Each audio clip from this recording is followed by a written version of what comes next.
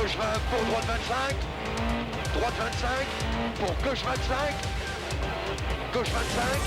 Et droite 25 moins sur gauche 30. 25 moins sur gauche 30. Sur l'autre 30 plus. Bienvenue dans Champions 2001, numéro 19 de cette 8e saison. Nous sommes à Lloret de Mar sur la Costa Brava sous le soleil, c'est bien agréable pour le rallye de Catalogne, 4e manche du championnat du monde des rallyes 2001. Ce rallye de Catalogne qu'on pourrait rebaptiser Grand Prix de Catalogne sur asphalte, 10 pilotes peuvent le gagner au volant de 6 voitures différentes, de 6 voitures traditionnelles, plus une 7e, car Citroën se mêle à la lutte avec la mystérieuse Xara T4. Au départ de ce rallye de Catalogne, il y a également 8 concurrents belges, c'est un record historique, 10% du plateau, rendez-vous compte. On va voir comment tout ce beau monde s'est préparé juste avant le départ.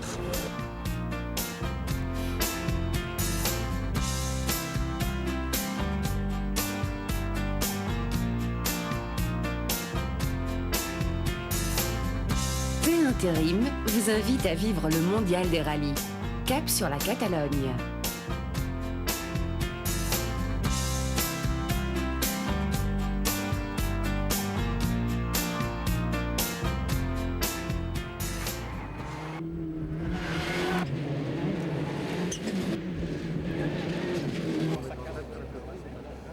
Dans le jardin d'un hôtel de Lloret de Mar, Champions a regroupé autour de nos routiers routinés du mondial, Freddy Loix et Bruno Thierry, les équipages belges qui vont participer au Catalogne. Ils sont amateurs, semi-amateurs, semi-professionnels ou professionnels. Ils vont affronter 383 km de spécial avec des ambitions très différentes. Michel Wilders découvre le mondial. Il voudrait avant tout rallier Lloret de Mar. Moi j'aimerais bien être dans le top 40 si c'est possible, mais bon, avec les Super 1600, je crois que c'est peut-être un rêve. Et bon, avec lucidité, si je peux être sur le podium des moins de 2 litres groupe N, je crois que ce serait bien. Bob Colsoul en sera déjà à sa 3e participation. Objectif ? Terminé, parce que la première année, on a eu un grand accident. On a tombé 50 mètres en bas. Et l'année passée, on était 30e, juste derrière David Loix. Dans la nouvelle catégorie Super 1600, 2 jeunes compatriotes, Larry Coles en Peugeot 206 et François Duval, le Benjamin en Ford Puma, rouleront-ils l'un contre l'autre? Pas du tout, c'est déjà pas les mêmes voitures. Et de deux, on apprend.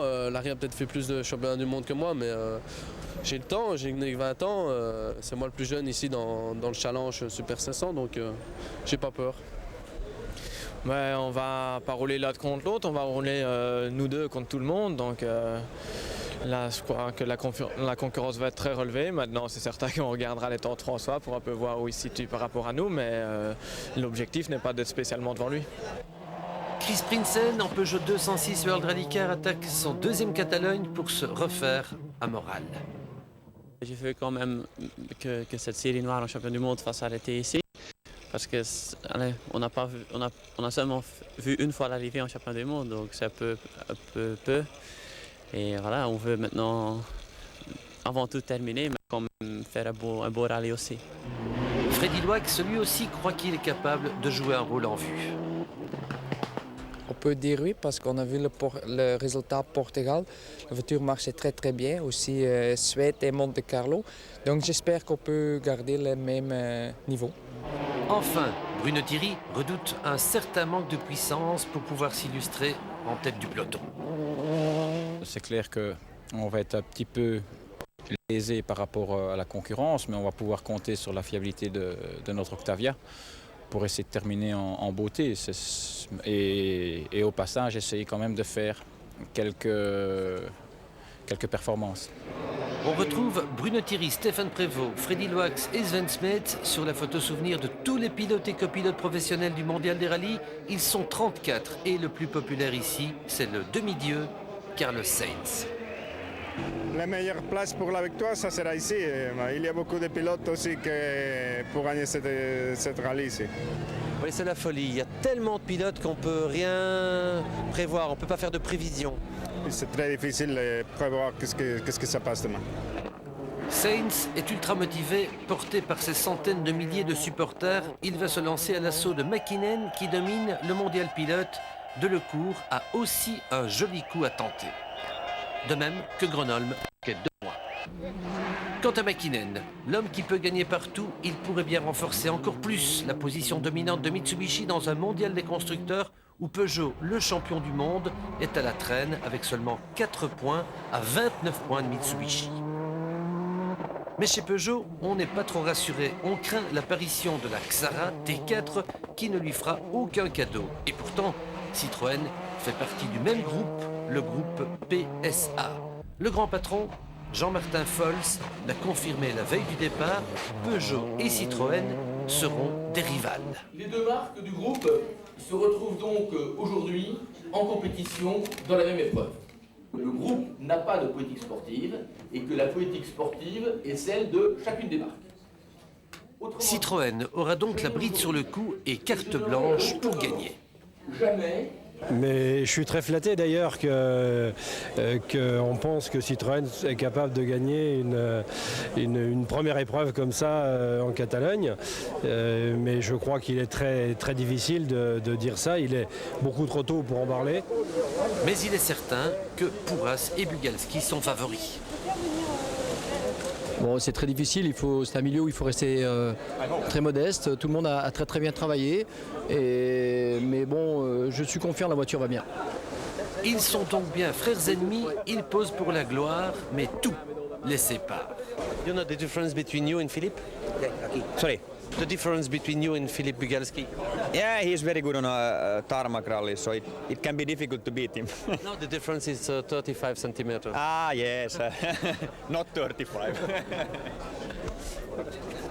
Un rallye de Catalogne qui va se dérouler sous le soleil avec une bagarre totale dès le départ. En piste pour la première spéciale, action, le bitume va fondre. Première spéciale, la Trona. Colin McRae en action. Sur 13 km, il fait 8 minutes 36 secondes. Bruno Thierry est un poil plus lent, malgré un problème électronique. J'ai eu des petits soucis de diff au début et j'ai bloqué beaucoup mes roues à l'arrière. J'ai vite changé de programme, heureusement l'électronique ça aide, parce que l'autre programme c'était pas bon. Carlos Sainz fait à peine mieux que Bruno, c'est inquiétant pour Ford, car c'est le même chrono que la Xara de Bugalski, qui a pourtant un disque de frein cassé. Freddy Loix bat Bugalski, pour lui, c'est bien parti. Déjà beaucoup de gravier sur la route, mais ça va. Ça m'a surpris quelques fois, mais c'est pas trop mal. Freddy Loix est battu de 5 dixièmes par Delecourt, lequel Delecourt est battu de 2 secondes par Mäkinen, ce qui confirme la bonne santé des Mitsubishi. Devant Mäkinen, 2 Subaru, Solberg et Burns.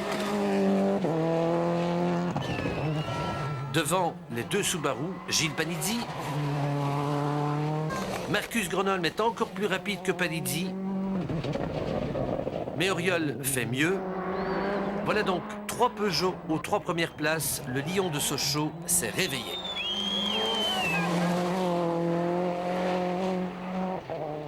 Sur droite à fond, sur gauche à fond, sur droite à fond, sur gauche sur attention, droite 5+, 5+. Reste à voir ce que va faire Pourras qui part derrière tout le monde et qui connaît la spéciale par cœur. Jesus Pourras fait le meilleur temps, le premier meilleur chrono de la Xara T4, un scratch historique. Derecha 7, tarde 30. Izquierda 10, por dentro 40. Assez bien, si je fais le scratch, je pense que je peux continuer. Bien, content. Mäkinen fait le scratch dans la deuxième spéciale et bat Pourras de 4 secondes. Troisième spéciale, les Citroën reprennent le pouvoir. Bugalski est le meilleur, juste devant Pourras. Pourras est en tête.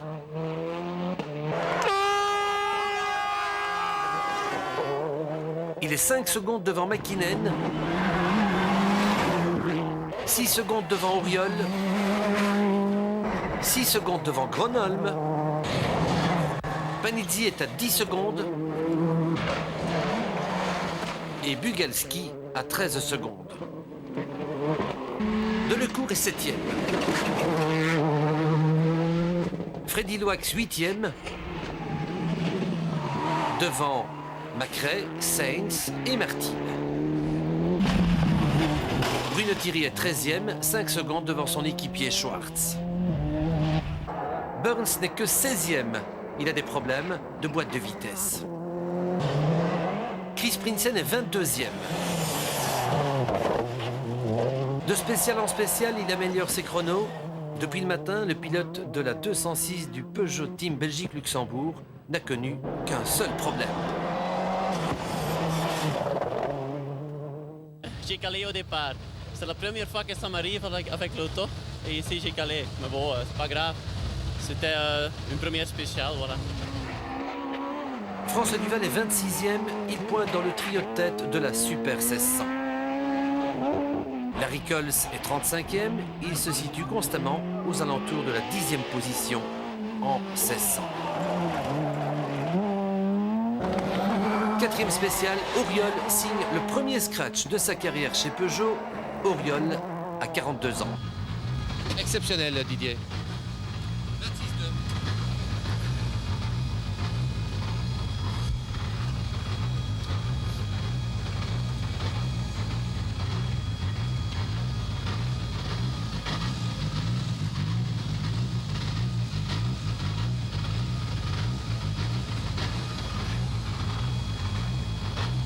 Ça va. La route est sale, mais ça va. Auriol vient de battre Bugalski de 3/10 de seconde. Hop, on s'est fait une grosse chaleur, on a tapé une pierre dessous, la voiture est partie en demi-tête à queue. Assez fort, mais bon, ça va. Qu'est-ce qui fait le meilleur temps Didier. Auriol, 26 3/10 devant. Bon, ça va, on va lui prendre dans celle-là. Bug signe le meilleur temps dans les spéciales 5 et 6. La Xara T4 est bien le trouble fête attendu. Pour d'autres, par contre, la fête est déjà finie.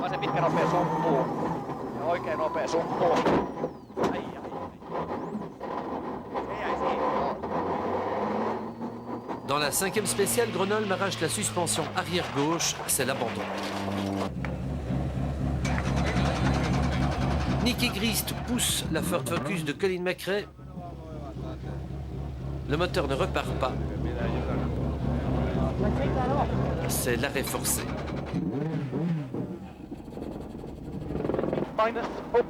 Peter Solberg est à l'attaque pour améliorer sa 7e place et c'est son premier Catalogne.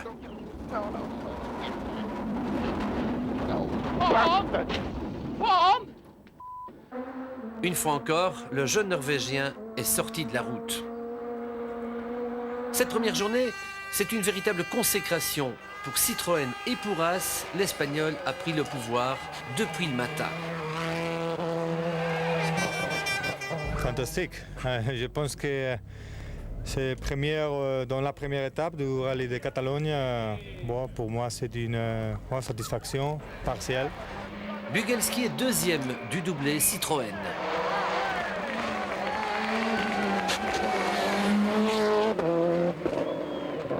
Ouais, je suis content, j'ai bien roulé, j'ai fait plaisir, la voiture va bien, l'équipe va bien fonctionner, donc c'est parfait.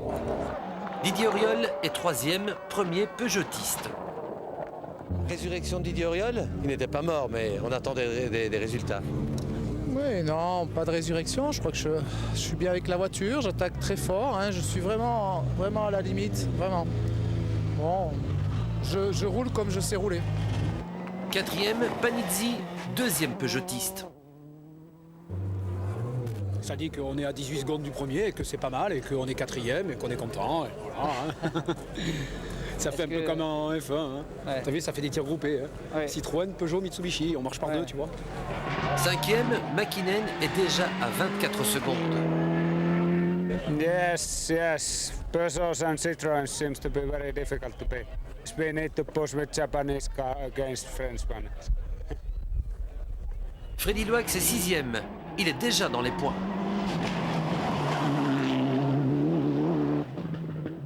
Je suis très content de la voiture et je suis aussi content de moi. C'est la première fois que nous sommes tellement prêts avec Tommy.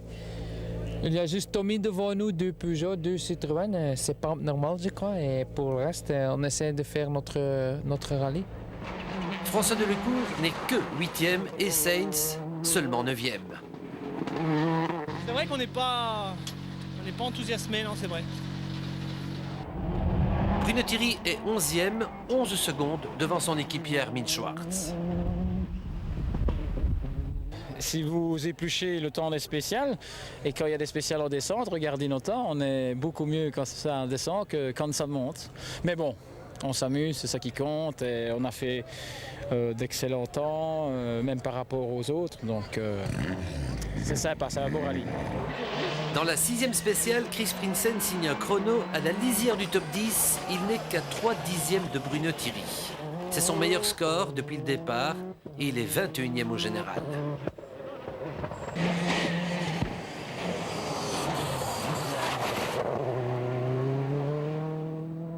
Je commence à comprendre comment maintenant il faut rouler avec. Après Spa, j'avais dit, je crois que je l'ai en main sur l'asphalte, mais aujourd'hui j'ai senti que c'était quand même pas encore le cas et j'ai déjà appris beaucoup. Et maintenant dans la dernière, on a fait un bon temps sans forcer. Larry Coles roule intelligemment en découvrant sa toute nouvelle Peugeot Super 1600. Il s'améliore, il est 31e. François Duval vient de crever et de perdre 5 minutes. Il bascule à la 47e place, juste devant Bob et Tom Colsoul, 8e en groupe N. Michel Wilders est toujours là, remonté à la 59e position. Après 1 heure de course, Citroën domine avec Pouras et Bugalski, Loax est 6e, Thierry 11e, Prinsen 21e, Coles 31e et Duval 47e. Il a signé un scratch, François, et était en tête de la Super 1600 avant de perdre 5 minutes sur crevaison. Ouais, ça m'étonne de faire des bons temps comme ça d'entrée de jeu. C'est sûr, ça allait trop bien, c'est ce qu'on s'est dit. Quand ça va trop bien, mais ça ne va jamais longtemps. Et on a crevé malheureusement. Les autres ont eu assez de problèmes mécaniques. Nous, il n'y avait aucun souci mécanique. Et malheureusement, on a crevé. Donc voilà, 4 minutes, mais on a tout perdu. Ok, François, demain, 2e journée du rallye de Catalogne. Pour l'instant, c'est les 2 Citroën en tête. Voyons voir qui va émerger et puis si les autres ne vont pas rattraper. Et puis on vous suit aussi très attentivement pour voir si vous ne nous sortez quand même pas encore quelques scratchs. 2e journée de Catalogne, du côté de Tarragone, en altitude. Accrochez vos ceintures, ça va décoiffer. Pouras redémarre fort, scratch dans la première spéciale.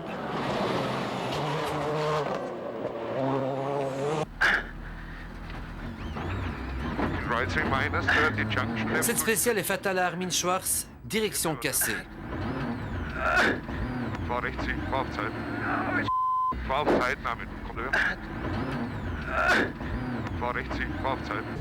En ce matin de 2e jour, Larry Coles et Yasmine Gérard doivent aussi abandonner beaucoup trop tôt. Ça marchait de mieux en mieux et je pense qu'on aurait été bien, qu'on aurait pu suivre le rythme des autres une fois que Larry avait la voiture bien en main. C'est ça qui est dommage. C'est aussi la touche positive parce que maintenant vous savez que vous pouvez et puis vous avez un peu de temps pour préparer la suite. Oui, tout à fait. C'est vrai que maintenant on a le temps de préparer la suite. Mais bon, ça va être dans des conditions différentes. Ça va être un rallye sur terre, l'Acropole. Donc c'est différent, ce ne sera rien de comparable.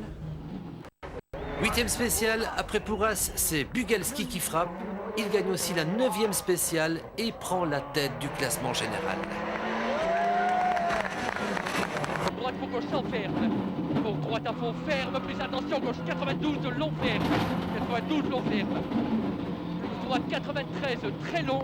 93 très long ouvre. Chris Prinsen est bien réveillé, un 13e et puis un 14e temps. Beaucoup de gens disent la route est très sale. Oui, il y avait beaucoup de gravier, mais ça on a un peu l'habitude en Belgique, donc c'est pas trop un problème. Dans la Riba, Chris, sur l'épouvantail de 36 km, signe à nouveau le 13e chrono. 13, porte malheur, le moteur coupe. Explication par Christian Deltombe. C'est simplement une pierre qui est venue se mettre dans la courroie d'alternateur.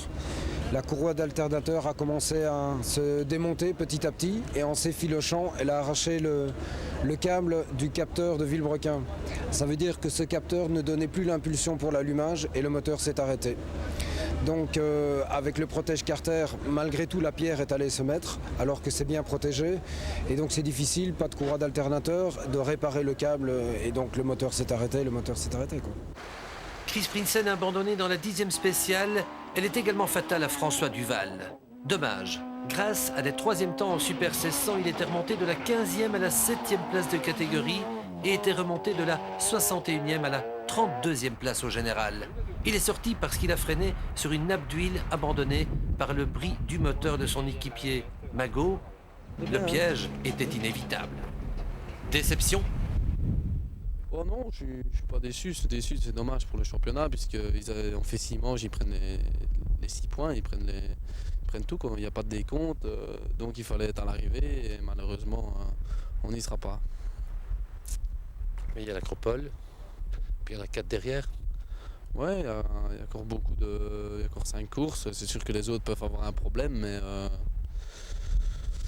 on peut encore avoir un problème. Nous ici, c'est pas un problème mécanique, c'est une sortie qui est dommage, qui n'est pas due à mon pilotage, c'est la bonne trajectoire, donc je n'ai pas à m'en vouloir. Et si on n'est pas bien au championnat, on aura quand même fait des bons temps.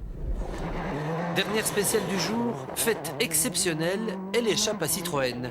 C'est Auriol, le quadragénaire, qui l'emporte. Le voici 2e du général.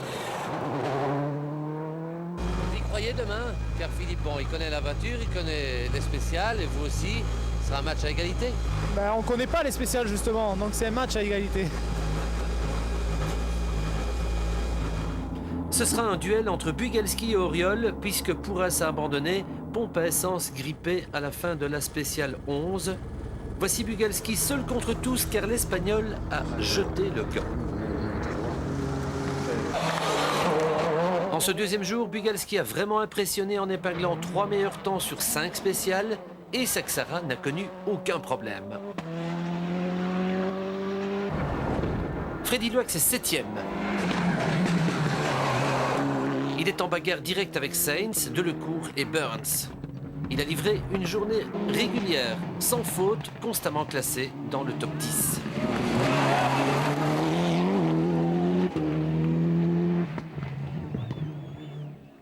On a bien attaqué aujourd'hui, mais sur le morceau étroit, le Ford était plus vite que nous, ou Carlos et François étaient plus vite que nous. On a essayé, mais ça ne marchait pas, donc je crois qu'on va essayer de faire la différence demain. Bruno Thierry est 10e après une 2e journée très moyenne. Ben, comme ci, comme ça, un peu moins bonne qu'hier. Asphalte tout à fait différent. On avait changé les réglages pour justement avoir un meilleur comportement sur ce sol très abrasif. Et c'était pas le top. 34e au général, Bob Colsoul est 7e du groupe N. 41e, Michel Wilders est toujours premier en N2. Mathématiquement pour le top, ça donne donc ceci. Bugalski a 27 secondes d'avance sur Auriol et plus d'1 minute sur tous les autres. Qui pourra battre Bugalski? Voilà, c'est ainsi que se termine cette 2e journée du Rallye de Catalogne. Demain, 3e journée. Moi, je parie pour vous, je peux le dire. C'est confidentiel, mais je le dis quand même en public. Et vous y croyez, vous aussi, certainement. Oui, j'y crois, c'est clair. Je fais partie d'une très grande équipe qui est Citroën. Hyper motivée, très professionnelle. Et c'est vrai que pour l'instant, ça se passe bien. On va croiser les doigts pour que ça se termine comme ça. Voilà, alors action demain, il va faire très chaud au nord de Lorette-des-Mars. Auriol fait le scratch dans la spéciale 14. Il reprend 9 secondes à Bugalski. Bugalski a un problème d'embrayage. Il ne parvient pas à démarrer au départ de la spéciale 15. Il écope d'une pénalisation de 2 minutes, ce qui ne l'empêche pas de faire le scratch dès qu'il a pu repartir. Mais ça n'empêche surtout pas Auriol de se retrouver en tête. Pour la première fois depuis la Chine en 99, il peut enfin gagner à nouveau un rallye. Pour fêter l'événement, il signe le scratch dans la spéciale 16.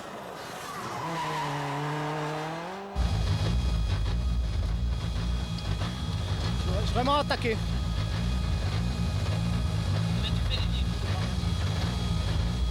Combien on fait 25, 8. Alors 25, c'est le scratch, j'ai dit. 25, 8. Je me suis donné, ouais. Derrière Auriol, ils deviennent tous fous. À l'image de Mäkinen.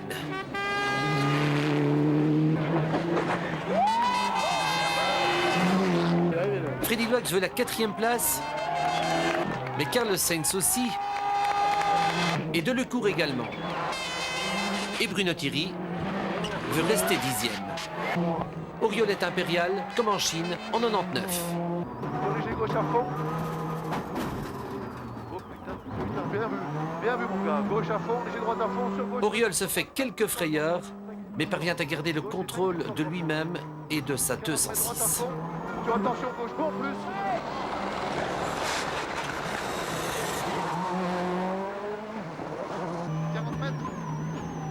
Gauche 5 plus 3, un peu corde, right air. 120 mètres. Arrivée, on freine bien sur l'arrivée. Droite à fond, attention. Bien vu mon gars. Combien on perd 16,45. Ouais, on perd 30 secondes. Didier Auriol gagne le Catalogne 2001 avec 23 secondes d'avance sur Panizzi, 1 minute sur Mäkinen et 2,17 sur Loax qui a battu les deux Ford largués par Auriol et Peugeot.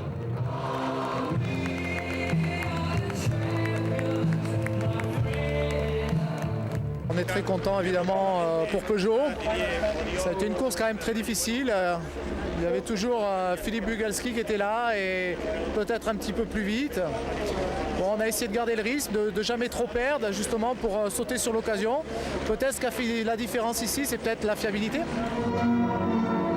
Au mondial des constructeurs, Mitsubishi reste en tête et au mondial des pilotes, Mäkinen reste intouchable. Le grand battu du Catalogne, c'est celui qui a failli en être le grand triomphateur. Bugalski et Saxara T4 n'ont pas encore gagné. Non, pas encore gagné, mais je dirais que dans la tête de beaucoup de gens, on a bouleversé pas mal les choses. Côté belge, saluons l'excellente 4e place de Freddy Loax et la 10e de Bruno Thierry. C'est très bien passé, la voiture a très bien marché. Donc j'espère qu'on peut garder le même niveau pour le prochain rallye.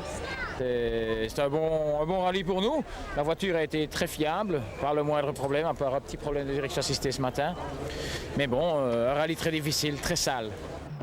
Coup de chapeau à Bob Colsoul, 29e du général, 6e en groupe N.